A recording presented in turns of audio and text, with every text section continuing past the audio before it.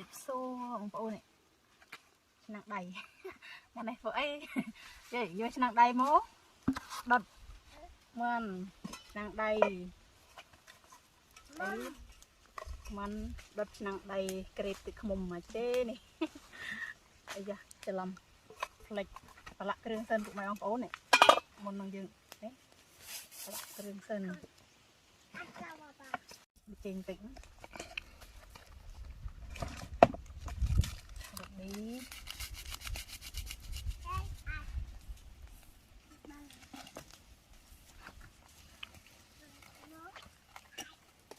nèទឹកមុំយកនឹងជាការខ្លួនឯងស្រេច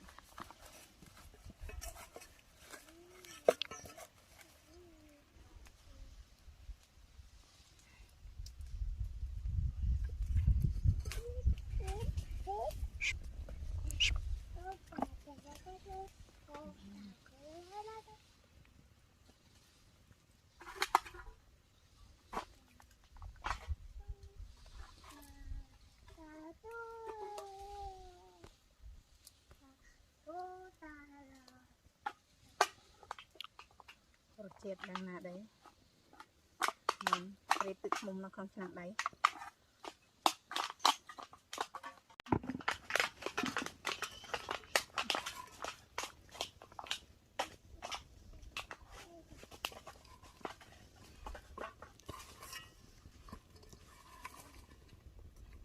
ញ៉ាត់ខ្ទឹមក្នុងពោះវាទៅកាត់ស្អាតហើយគល់គ្រៃតែញ៉ាត់ស្លឹកក្រូចអីផងណាប៉ុន្តែភាសាយើងមកផ្លេចស្លឹកក្រូចទៅអត់ដាក់ទេដាក់តែស្លឹកគ្រៃនិងខ្ទឹម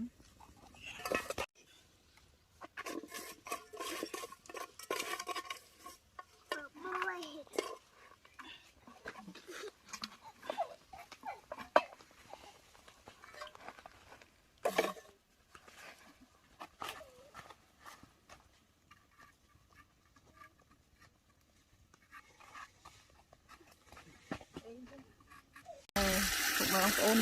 ខ្ញុំក្រៀបទឹកមុំឆ្នាំងដៃណែចេញសម្រស់ហើយបងល្អនេះតិចៗដល់ណាស់ហើយបងតិចទៀតសិនចាំលើ